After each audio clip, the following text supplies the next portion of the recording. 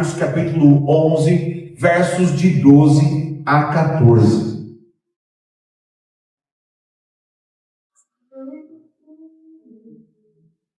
Marcos 11, de 12 a 14, por favor. Eu vou ler na minha versão ANVT, que é a mais costumeira da gente aqui. Bom, se tiver uma outra versão, só observa aí os sinônimos, por favor. O texto registra o seguinte, Marcos 11, 12.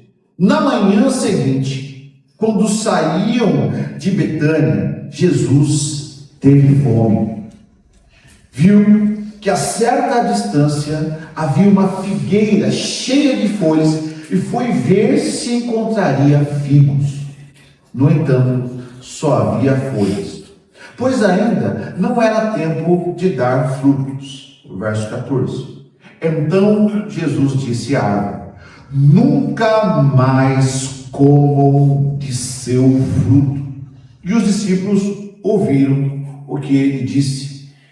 Em Mateus capítulo 21, versos de 18 a 22, também tem a mesma passagem, só que lá tem uma palavra interessante. Jesus diz para a figueira: seca-se e nunca mais nasça fruto de ti. Bem, são dois textos correlatos dos quais nós vamos trabalhar nessa manhã. Curva a sua cabeça, vamos orar, pedindo a iluminação do Senhor. Pai amado, eu quero te louvar e agradecer, Pai, pela sua bondade, pela sua misericórdia, Senhor, pela maneira como o Senhor tem conduzido, Senhor, a vida desta igreja. Muito obrigado pelas pessoas que têm se achegado, participando desse projeto que teve início no teu coração. Agora eu quero pedir, Pai amado, que o Senhor nos ajude, Pai. Leva a nossa mente cativa ao Senhor. O Senhor sabe como foi a semana dos meus irmãos. Nós ficamos preocupados com tantas coisas, Pai amado. E a nossa tendência, Pai amado, é de pensarmos mais nas coisas do nosso dia a dia do que reservarmos esse período para a nossa mente descansar na Tua Palavra. Então eu peço em nome de Jesus, leva a nossa mente cativa ao Senhor. Que todo espírito contrário à Tua presença seja repreendido em nome de Jesus, e que a Tua Palavra caia nos nossos corações, assim como uma semente cai em terra fértil. A Ti nós oramos e pedimos, queremos ser ministrados, em nome de Jesus, amém e amém. Amados, todos, sem exceção, todos os milagres de Jesus, eles têm um fundamento pedagógico. Aliás, o nosso Senhor, Ele é pedagógico em todas as coisas que Ele faz. Jesus, em tudo aquilo que Ele se propõe a fazer, ou de tudo aquilo que Ele se propõe a fazer, o máximo é ensinar. Ensinar sobre o caminho do Messias até a cruz, ensinar sobre a proposta de vida que Deus tem para todos nós. E como o seu processo ao caminhar nessa terra foi pedagógico dos professores, Jesus sempre se utilizou de metodologias para ensinar verdades absolutas. De novo, Jesus sempre se utilizou de metodologias para ensinar verdades absolutas. E os milagres também fizeram parte dessa metodologia de Jesus para ensinar uma verdade absoluta. Nós temos a multiplicação dos pães, que está lá em Mateus 14, verso 13 em diante, que nos ensina que Jesus é basicamente o pão da vida. Nós temos a ressurreição de Lázaro, que está lá no Evangelho de João, capítulo 11, que diz, que nos ensina que Jesus é a ressurreição e a vida. Nós temos a cura do cego de nascença, que se encontra também no Evangelho de João, capítulo 9, que mostra que Jesus é a luz do mundo e a vida em si mesmo. Então é fundamental nós entendermos que esse processo de milagres, ele é performado por Jesus para ensinar as pessoas acerca de quem Ele era. Mas aqui nós temos um milagre específico. E se você procurar em toda a Bíblia, ou melhor dizendo, em todo o Novo Testamento, você vai ver que esse é o único milagre de juízo de Jesus. Em todos os outros milagres, Jesus traz vida. Em todos os outros milagres, Jesus gera vida, gera sustento, gera cura. Mas aqui especificamente é o milagre de juízo para a figueira. Jesus era sempre objetivo em todas as coisas que fazia. Se ele era objetivo em todas as coisas que fazia, qual será o ensinamento que ele tem para isso? Pensa da seguinte forma: tudo o que ele faz tem propósito. Tudo o que ele faz é regado de ensinamento. Agora eu quero que você pense, judeus do século I andando com Jesus por toda Jerusalém, vendo Jesus performar milagres incríveis, e de repente Jesus se aproxima, teve fome, se aproxima de uma figueira, observa que ela só tem folhas, não tem fruto, e de repente diante dos discípulos ele fala: seca-se, que ninguém mais coma de ti fruto algum. E depois, se você dar uma lida nos textos, se você continuar lendo o texto de Marcos, você vai perceber, quando ele vai chegando lá no verso 12, 13, os discípulos passam por aquela região novamente, depois de Jesus ter proferido isso, e perceberam que a figueira estava completamente seca. Eu quero trabalhar com vocês algumas considerações sobre esse milagre de Jesus Cristo.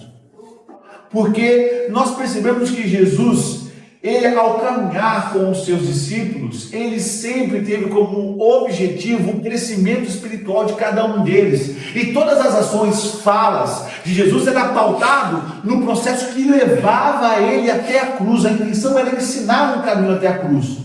Mas aqui especificamente, Jesus não está falando sobre a cruz, mas Jesus está falando sobre aquele processo que passaria Israel.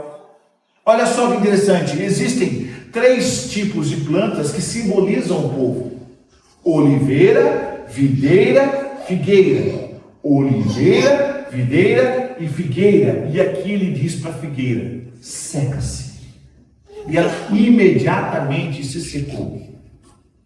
Pensando nesse processo de juízo, naquilo que Jesus julgou, olha o que eu vou te falar agora, naquilo que Jesus julgou a figueira por não ter os frutos no momento em que ele tinha fome, eu quero separar algumas lições, para ser mais específico, 3 lições acerca desse processo do relacionamento de Jesus que gera sim julgamento.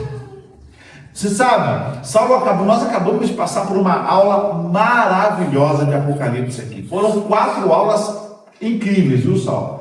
Mas Saulo, ele mostrou para a gente, por meio do livro de Apocalipse, que o nosso relacionamento com Cristo, ele é pautado em um feedback de aceitar a Cristo e entender a proposta para as nossas vidas, e também entender que Cristo tem uma proposta de amor e paz para a humanidade, tanto é que ele se entrega na cruz. No entanto, aqueles que se recusaram vão passar pelo juízo. Nós vimos aqui nas taças, no derramar das taças.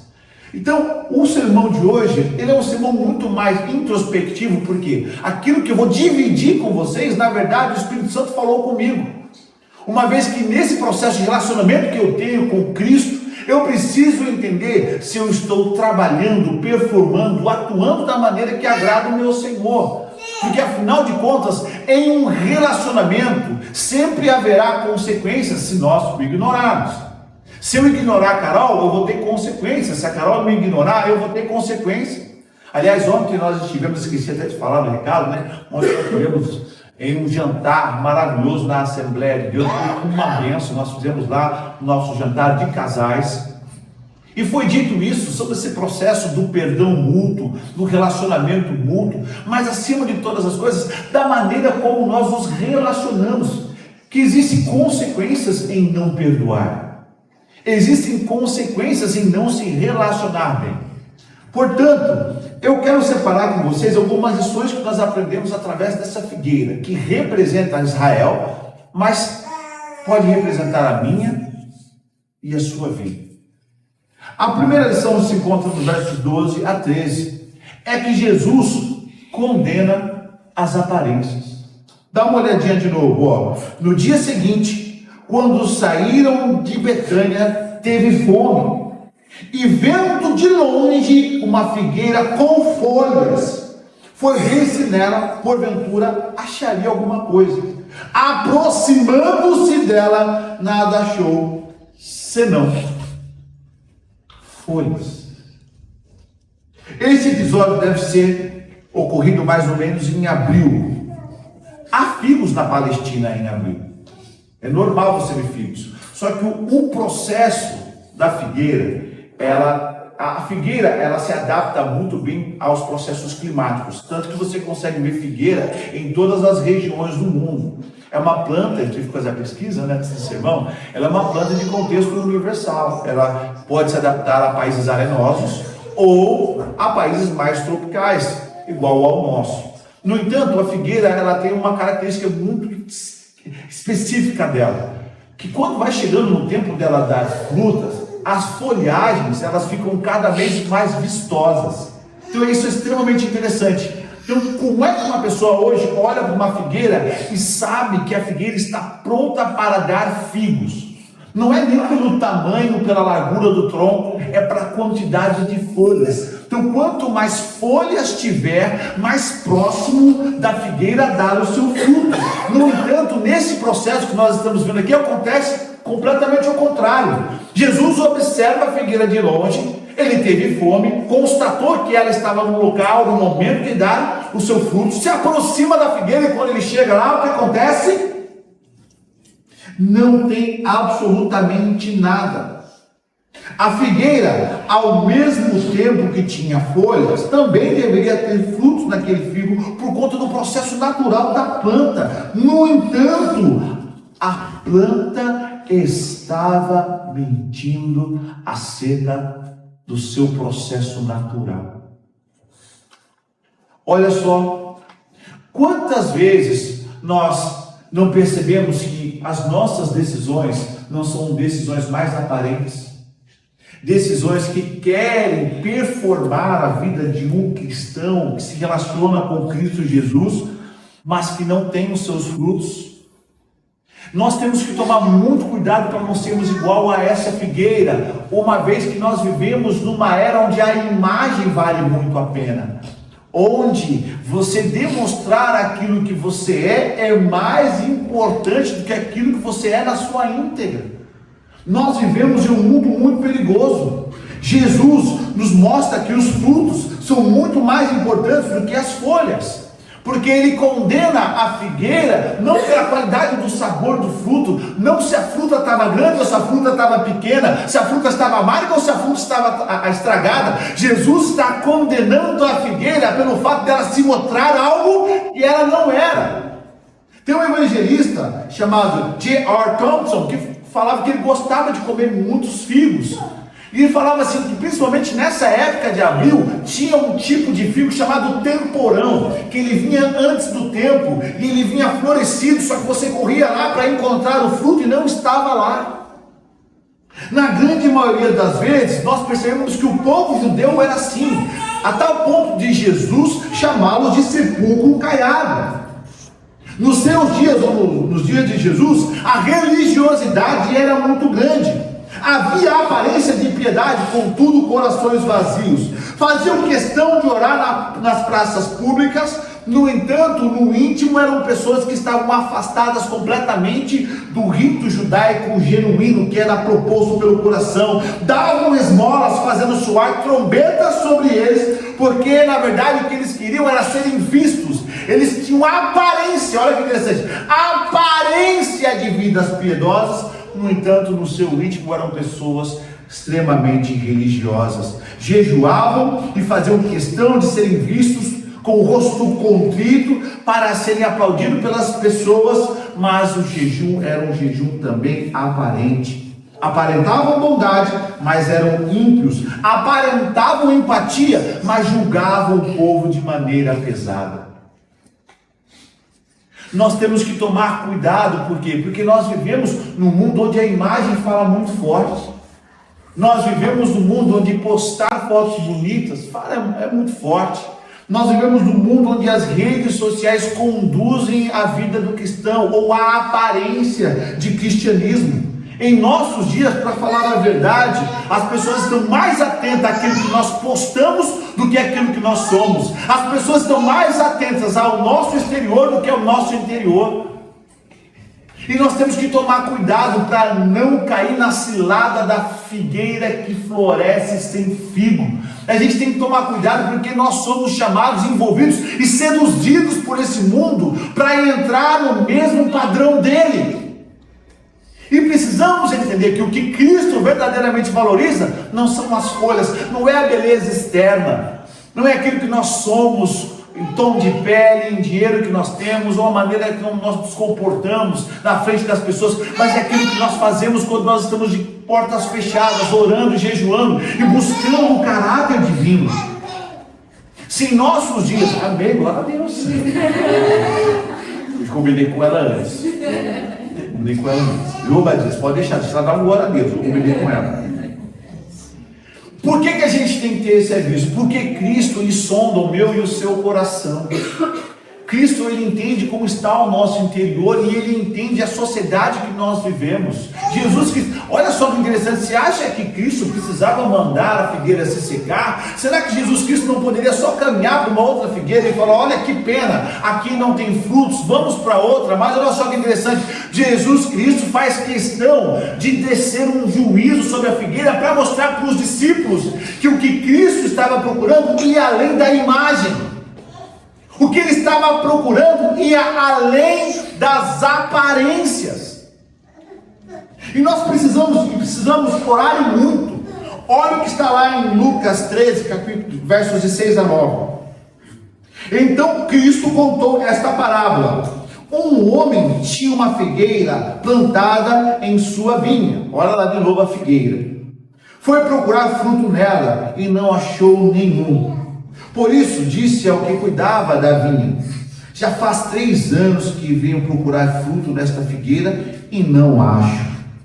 Corte, porque deixá-la inutilizar a terra, E respondeu o homem, Senhor, deixe-a por mais 1 ano, e eu a cavarei ao redor dela e a adubarei. Se der fruto no ano que vem, muito bem. Se não, corte. Aqui Jesus está falando sobre o processo que nós precisamos entender. Qual que seria o fruto? Qual que seria o espelho que reflete a nossa alma para Cristo Jesus? É um sermão complicado, por quê? Porque ele nos traz um alerta que nós devemos entender que a nossa vida precisa ser genuína na frente do Senhor.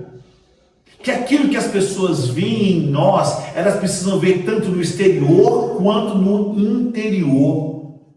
Que as folhagens da nossa vida, elas sejam símbolos de frutos verdadeiros. Porque pensa em como as coisas estão aí fora, e como o mundo está aí fora. Você sabe que hoje em dia, a questão da imagem, olha só que interessante, ela é algo tão importante, mas tão importante, que também pesquisei isso. Escolas de estética, estúdio de estética tem que se proliferar. As academias estão cada vez mais lotadas. Cadê o Ricardão? Não é verdade, Ricardo? Olha lá, o Ricardo está lá com a cara fortão. As pessoas estão cada vez mais tentando moldar o seu exterior, porque elas entendem que o valor desse mundo está naquilo que você aparenta ser, não naquilo que você é no interior. Mas Cristo, o nosso Senhor e nosso Deus, não olha como olha o mundo. A palavra diz lá em Samuel, Deus vê, não como vê o homem vê o exterior, mas Deus vê o interior. Quando Cristo fala assim, seca-se, é porque ele estava ensinando aos discípulos que o que mais vale é o fruto, é a proposta da vida, de gerar algo para Deus. Quem teve fome não foram os discípulos, foi o próprio Cristo que estava com fome. Quando ele se aproximou da figueira para se alimentar, ele percebeu que aquilo que ele estava vendo de longe era simplesmente uma aparência. Havia folhas, mas não havia fruto. Que nós possamos orar daqui a pouquinho e falar, Deus, que a minha vida seja cheia de frutos para o Senhor. Que eu possa produzir frutos do coração, daquilo que o Evangelho ministra em mim, daquilo que os cultos ministram em mim, daquilo que o Santo Espírito ministra em mim, e que eu vá além da imagem e da aparência. Hoje, não sei quem falou para mim, falou, pastor, você está bonitão. Eu falei, não, eu estou com frio mesmo. Mas que as pessoas possam olhar e ver. Eu sei que é difícil. Olha o que eu vou falar para você. Eu sei que é difícil as pessoas olharem para você e verem além da sua cor de pele, do seu cabelo, da sua vida financeira. Eu sei que é difícil as pessoas olharem para você e verem além do seu sofrimento. É difícil, porque a gente vive num mundo superficial. Aliás, nós vivemos num mundo tão superficial que as pessoas elas não buscam mais frutos de caráter em nós. As pessoas buscam em nós as folhagens. É extremamente interessante. As pessoas não buscam mais o fruto do caráter. Olha a sociedade e vê o quanto a sociedade valoriza o caráter. O quanto a sociedade valoriza a boa índole. O quanto a sociedade valoriza a honestidade. Essa é uma questão tão interessante da maneira como nós vivemos, que hoje em dia, se a pessoa devolve uma carteira cheia de dinheiro na rua, devolve para o dono, ela vira motivo de notícia. Vão repórter na casa da pessoa, você devolveu a carteira, vamos fazer a história da vida da pessoa. Quando a gente faz isso, é simplesmente não fazer mais que a nossa obrigação, porque como cristãos nós entendemos que os mandamentos nos mandam ser honestos.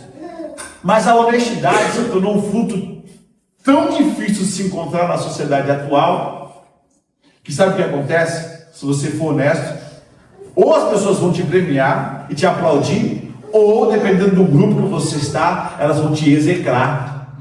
Você é marido de uma mulher só? Você é mulher de um marido só? Quer dizer que você vai para a sua casa, você passa o final de semana com o seu marido, você cozinha para o seu marido? Não é possível. Você cuida da sua esposa? Você ama a sua esposa? Não é possível. Por quê? Porque nós vivemos em uma sociedade que está muito acostumada com as folhagens da corrupção. E quando você for motivado, porque é o que a sociedade faz, e quando você for motivado a se parecer mais com os frutos, com as folhagens do que com os frutos, lembre-se que Jesus condena as aparências. Nós servimos um Deus que nos quer no coração, não no exterior. Nós servimos um Deus que nos quer na íntegra e não parcialmente. Lembra-se disso. Jesus mandou a figueira se secar, porque ela tinha a aparência de gerar frutos, mas estava estéril. Jesus condena as aparências. Amém? Segunda lição. Quero que você continue comigo agora, por favor. Dá uma olhadinha o que diz o verso 13. Aproximando-se dela, nada achou, senão folhas, porque não era tempo de figos. Ainda não era tempo de figo, mas as folhas já estavam lá. A segunda lição é que Jesus condena a neutralidade. Jesus condena a aparência da planta e Jesus condena a neutralidade da planta. Olha o que eu vou te falar agora, interessante. A planta reproduziu só metade do ciclo. Porque se as folhagens fazem parte do ciclo da planta, e de acordo com o processo biológico da figueira, se ela tem muitas folhas, ela deveria ter também os frutos. O que significa que nesse ciclo da vida, ela foi só até a metade. Se o ciclo estivesse completo, ela teria folhas. No entanto, nem seca como deveria estar, nem com fruto como deveria estar, mas apenas com a metade do ciclo completo. Então, olha que interessante. Ela era uma planta neutra, no meio da parte. Se as pessoas procurassem sombra, teria, mas não teria o fruto. Se as pessoas procurassem o fruto para poder plantar de novo, não encontrariam, porque a gente sabe que as sementes do figo vêm lá dentro do fruto. Então só metade do ciclo foi completado. Em 1 Reis capítulo 18, mostra-nos um personagem semelhante a essa figueira. Olha só que interessante. Vocês já viram falar de um personagem Obadias? Não o nosso Obadias aqui. O Obadias, não esse Obadias, esse aqui eu sei que você já bateu ele hoje. O Obadias bíblico. Já ouviram a história do Obadias? Sim. Israel está sob forte seca. Cerca de 3 anos e meio sem chover. O rei Acabe foi avisado por Deus que a raiz que assolava o mal em Israel era basicamente o seu processo de idolatria. Mas Acabe prefere fazer, sabe o quê? Culpar Elias. A culpa de tudo que está acontecendo aqui em Israel, essa seca, a culpa desse profetazinho chamado Elias. Entre esses dois personagens, Elias e Acabe, havia um personagem chamado Obadias. Obadias era um personagem que exerceu a neutralidade no seu ministério. Não sei se vocês sabem, mas Obadias ele ia levar alimento para profetas que Acabe perseguia. Então ele fez parte daquilo que pressupostamente estava para os profetas de Israel. Então ele levava alimentos, ele conversava com os profetas, ele alimentava Elias. Só que, olha só como ele fez só parte do ciclo profético para a vida dele. Olha que interessante. Vamos compará-lo com Elias. Elias se declarou, Obadias se camuflou. Elias declarou guerra, Obadias se distanciou da guerra. Elias assumiu as consequências, Obadias se desviou das responsabilidades ao dar desculpas a Acabe. Elias proferiu a aridez. Ele preferiu a aridez da caverna a ser abraçado por um rei pagão e idólatra. Obadias se escondeu no conforto da cidade. Elias proclamou no Monte Carmelo que o Senhor era Deus. Obadias resolveu se esconder nas asas de Acabe. E quanto a nós? Às vezes nós não oramos e agradecemos a refeição no shopping porque nós temos vergonha das pessoas acharem que nós somos crentes. Nós fazemos só metade do ciclo igual a figueira, porque aqui nós damos glória, louvamos ao Senhor, berramos o nome dele, mas chega no shopping a gente, chega o alimento, a gente fala assim, obrigado Senhor. Se fazer porque está com fome, tudo bem. Vou comer, Senhor, tu sabes. Não tem problema. Mas deixar de orar porque a gente tem vergonha, nós vamos ficar parecidos com Acabe, Obadias. Olha só, não andamos com a Bíblia por medo de chacotas. Participamos de conversas infames do trabalho só para... Eu preciso ser legal, com os meus colegas. As músicas que nós ouvimos, ora são cristãs, ora não cristãs. Os filmes repletos de sensualidade, às vezes até pornografia, e nós nos esquecemos que Cristo vê aquilo que nós vemos, que Cristo está onde nós estamos, que Cristo fala por meio da nossa boca, e aonde há bênçãos também não pode haver maldições. O palavreado denuncia o nosso comportamento contraditório.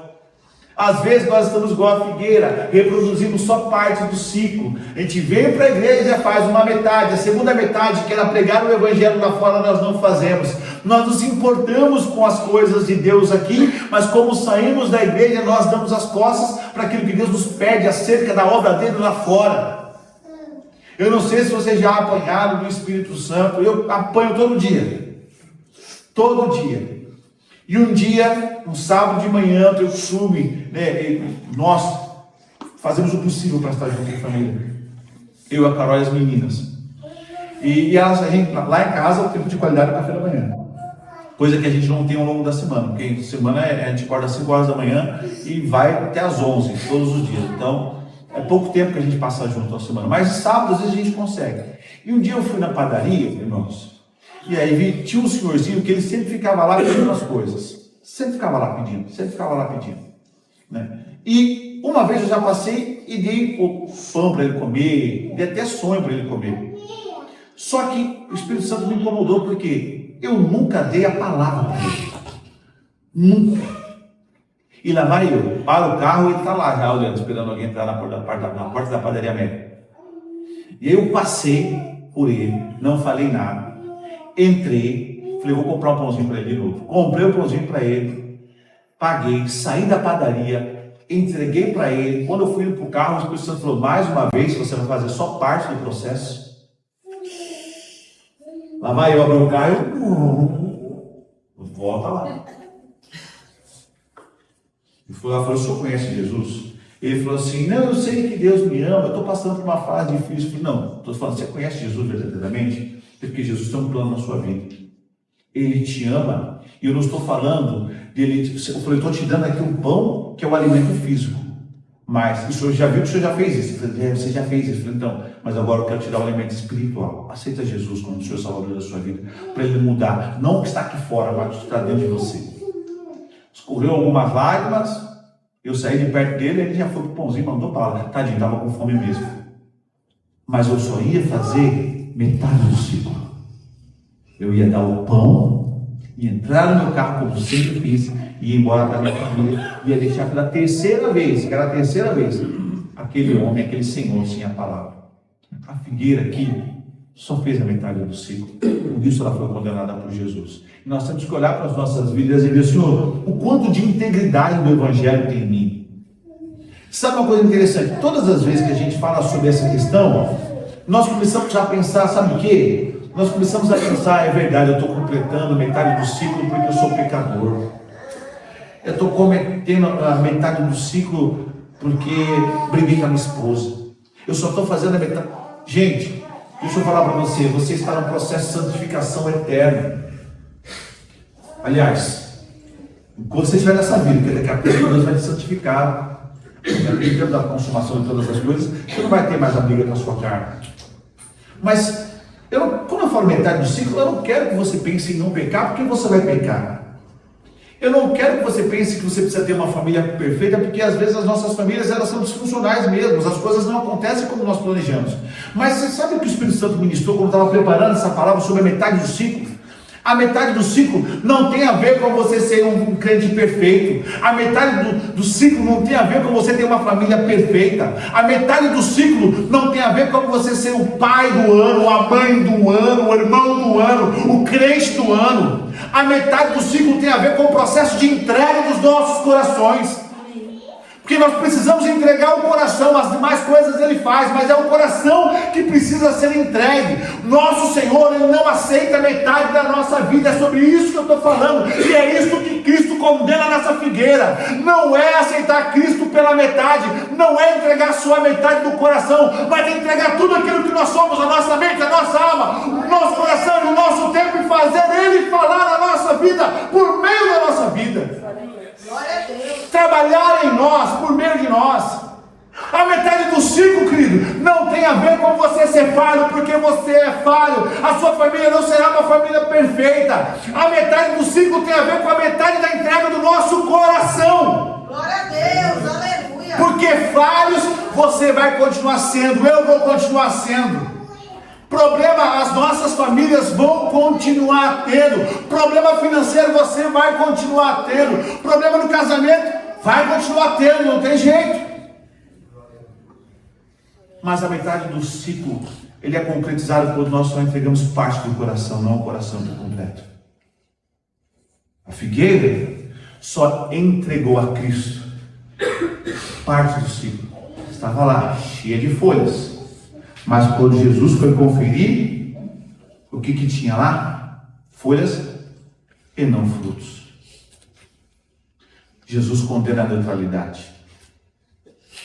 A Bíblia é tão rigorosa com relação a isso, que, como eu falei, Jesus, esse aqui foi o primeiro e único milagre de juízo de Jesus sobre algo. Que os juízos virão todos depois aqui em Apocalipse. Ele estava economizando, pessoal. Jesus estava economizando, porque o que a gente viu de praga, de taças, de cálices aqui, não é brincadeira. Então Jesus deu uma economizada lá, quando ele falou assim para figueiras secas. Mas eu acho uma coisa interessante. Nós, todas as vezes que nós nos relacionamos com Cristo, nós colocamos como critério para entrega total um ambiente perfeito. Eu vou me entregar a Cristo totalmente. Mas quando todas as coisas estiverem aplainadas na minha vida, se você esperar chegar esse momento, ele nunca vai chegar. Se a Carol fosse esperar eu ser um marido perfeito para ela entregar a vida a Cristo, tadinho. Eu fico brincando, né? Falei, Carol, onde estávamos lá? Estava na Assembleia de Deus, e a Carol era daquela igreja, congregava em São Caetano, e eu fico brincando, brincadeira, tá, gente? Falava assim, ó, a Carol orava, falou, Deus, manda para mim o meu Brad Pitt. Manda, Senhor. Em vez de Deus mandar o Brad Pitt para ela de São Caetano, mandou o Ed Murphy de Diadema.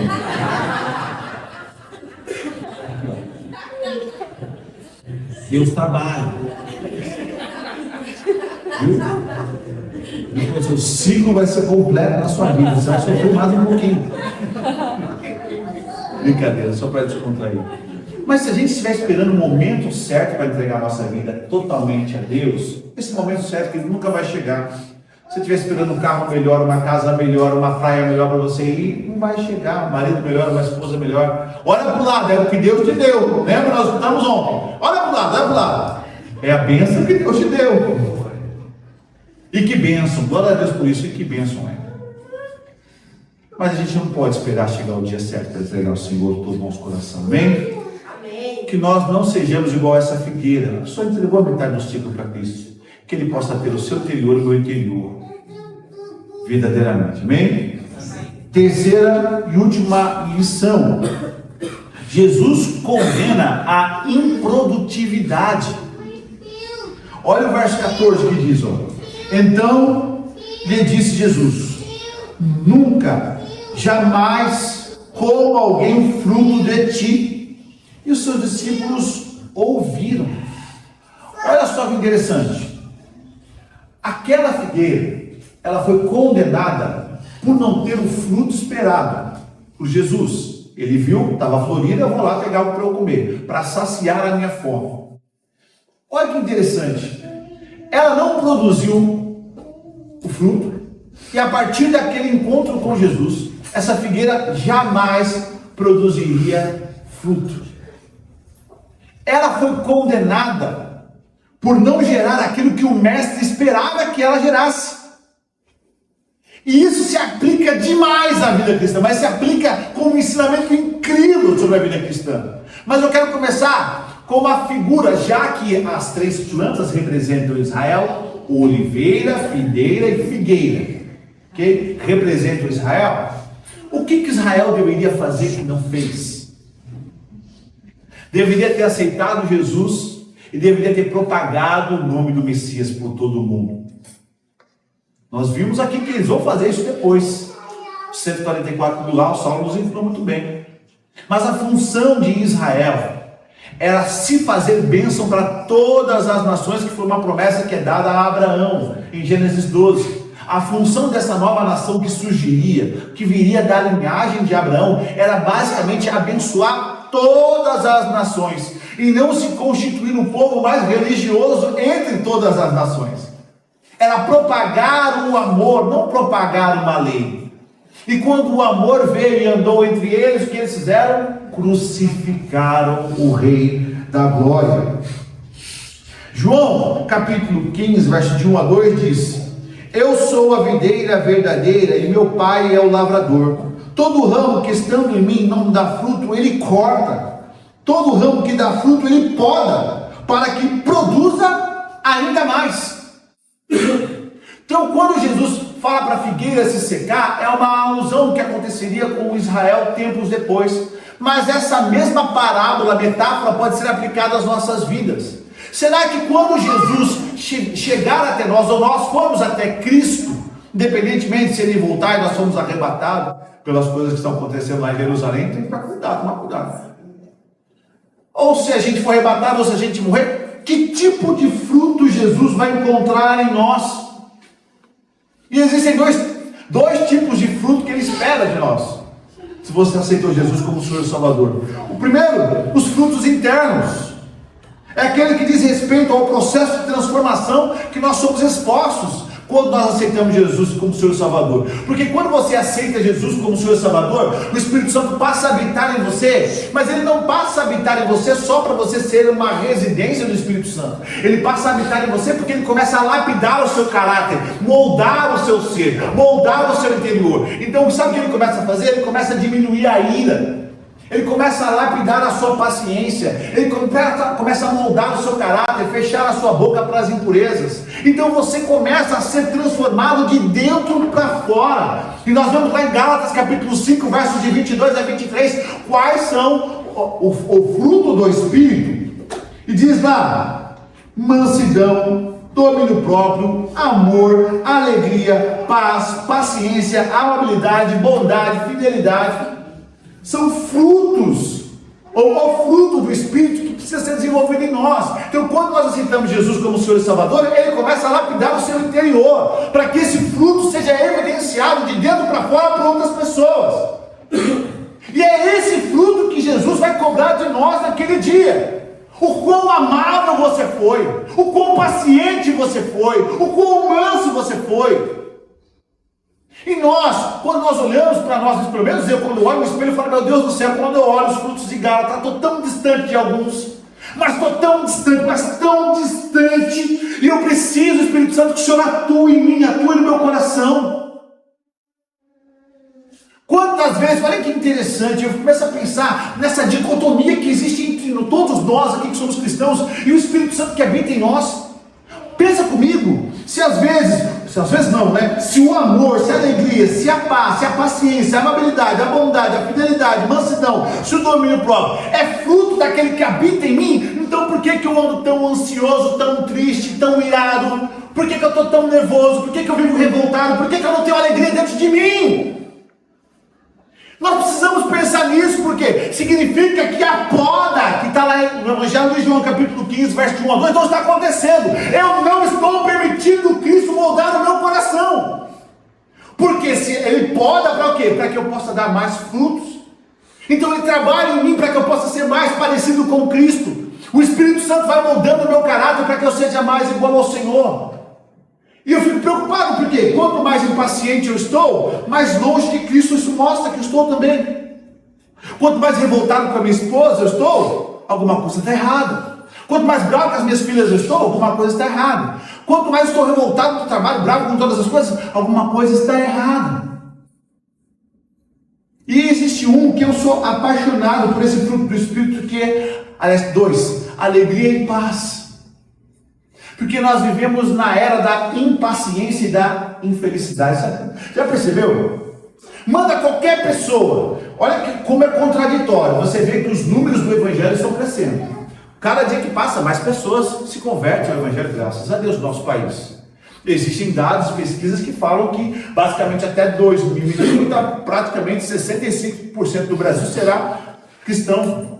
Ué, mas é contraditório, por quê? Porque o Evangelho ou a palavra parece estar chegando nos lugares, mas não está chegando nos corações, porque quando você vai conversar com as pessoas, a quantidade de tristeza, a quantidade de depressão, a quantidade de impaciência, a quantidade de pessoa rancorosa, sabe? Pessoa que não perdoa, que não abre mão, pessoas com a cara fechada. Tem gente que eu conheço que fala que é crente que eu nunca vi sorrir. Está errado. Eu não entendo isso. Cristo habita, mas não está fazendo a poda, porque o fruto não está aparecendo. É esse fruto, é essa improdutividade que Jesus condena. E é tão interessante que Jesus poderia falar que ele condenaria, talvez, o pecado foi perdoado na cruz. Jesus condena as nossas oscilações? Não, Jesus não condena as nossas oscilações, porque somos seres humanos. Você é ser humano, você está exposto a todas essas coisas. O que Cristo condena é a falta de produtividade. É o fato de nós falarmos que nós somos cristãos e muita coisa ainda não muda. Aí você fala: então tá bom, pastor João, como é que eu faço para gerar esses frutos internos que o senhor está falando? Abra o seu coração. Glória a Deus, aleluia. Deixa Jesus trabalhar. Deixa Jesus trabalhar perdão. Deixa Jesus trabalhar restauração. Deixa Jesus reconstruir sua família. Desse Jesus colocar no seu coração persistência. Ela está persistente, Desse a Jesus, olha só. Tem pessoas, gente, que ela está tão acostumada a sofrer, ela está tão acostumada a ser pisada, que ela não se dá mais o direito de ser feliz e alegre. Tem gente que abraça a tristeza e fala, é aqui que eu vou ficar, porque é aqui que eu mereço estar. Quem disse que você merece estar? Se você merecesse estar na tristeza, Cristo não teria morrido por você na cruz do Calvário. Mas às vezes nós gostamos do papel de vítima. Não vou ficar aqui, ninguém me ama, ninguém me quer, nada. Há uma proposta de construção de alegria dentro de você. E quem tem isso para você é o Espírito Santo, não sou eu, é o Espírito Santo. Quer ver você mais? Você imagina Jesus carrancudo, você imagina Jesus depressivo, você imagina Jesus uma pessoa não alegre, uma pessoa infeliz, você imagina Jesus uma pessoa sem paz, você imagina Jesus uma pessoa sem paciência, você imagina Jesus uma pessoa sem amabilidade, sem bondade, sem fidelidade. Eu não consigo imaginar Jesus desta forma, sem essas características. E é o Espírito Santo, aquele que Jesus disse que ia enviar, aquele que é semelhante a Ele, que habita em nós, que está aqui cutucando e batendo no seu coração. Deixa eu te transformar, deixa eu gerar frutos. Abre mão de todas as coisas que você se agarra ainda. Porque às vezes a improdutividade interna, tem ainda externa, a improdutividade interna é fruto da falta de cura. Por que nós não produzimos frutos? Porque nós estamos tão machucados que nós não damos uma segunda chance para o Espírito Santo. E se a gente não dá uma segunda chance para o Espírito Santo, quanto mais para as pessoas que nos magoaram. Eu preciso dar uma segunda chance para o Espírito Santo trabalhar no meu coração, sabe por quê? Porque é por meio dele que eu consigo perdoar o próximo. Eu preciso dar uma segunda chance para o Espírito Santo habitar e produzir frutos no meu coração, porque é por meio dele que eu vou ser alegre. Já contei para vocês, aliás, existe uma frase de William Shakespeare que fala o seguinte, olha o que ele fala. Ele fala assim que a falta de perdão é igual a um veneno que você toma esperando que o outro morra. Olha que angustiante isso. Então você não perdoa, mas quem morre é você por dentro. Então está na hora da gente abrir o coração para o Espírito Santo trabalhar dentro, aqui dentro, e produzir o fruto, já que Jesus condena a improdutividade. Eu quero, esse é o meu maior desejo, que cada vez mais o meu coração se pareça com o dele. Mas para isso eu preciso gerar os frutos que o coração dele gerou nessa terra. Glória a Deus. Se existem os frutos internos, Jesus também condena a improdutividade, externa. O que é isso? Diz respeito à nossa participação na vinha do Senhor. Jesus vai trabalhar em nós para que façamos parte da sua vinha, da sua obra. Eu peço a Deus, Senhor, que eu possa trabalhar para o Senhor, pelos propósitos certos, pelos princípios certos. Se Jesus condena a improdutividade interior, Jesus também condena a improdutividade exterior. Eu acredito que cada um aqui, mas assim como a luz está sobre minha cabeça aqui, eu acredito que Deus tem um plano específico para você. Específico para você. Que só você pode. Eu sempre prego, sempre falo, sempre insisto isso. Aquilo que você não fizer, outra pessoa não pode fazer, porque não existe outra pessoa igual a você, sabia disso? Não existe outra pessoa com o seu trejeito, com o seu tom de voz, com a ídolo dos olhos, com o seu DNA, não existe outra, você é único. Então, se Deus te fez de maneira única, é porque existem frutos que só você vai poder produzir, meu pastor João. Se Deus compôs a Carol assim como ela é, porque Deus tem um plano específico para ela. Deus compôs a Paula assim, Deus tem um plano específico para a Paula, um plano específico para André, para o Valdeci, para a Patrícia, para o Léo. E assim vai sucessivamente. Mas nós precisamos permitir que os primeiros frutos internos, eles venham à flor, eles venham para fora, para que do lado de fora a gente possa trabalhar também. Cristo vai exigir de nós. O que você fez com as características que eu te entreguei? O que você fez com os dons e talentos que eu joguei na sua mão? Não joguei na mão de mais ninguém. Aquilo que você tinha para fazer era você. Cristo condenou a improdutividade daquela figueira, não tinha filhos. E eu creio que Ele não vai ser imparcial com relação à minha vida. Então eu quero que você pense bem agora no seu ministério, no seu chamado, na sua vocação, nos frutos que as pessoas precisam ver em você e nos frutos que as pessoas precisam ver saindo de você. Aquilo que você está fazendo para o Senhor, porque existe espaço para você trabalhar nessa vinha aqui chamada Igreja Batista Redenção. Tem espaço para você trabalhar. E eu quero pedir para você ficar de pé.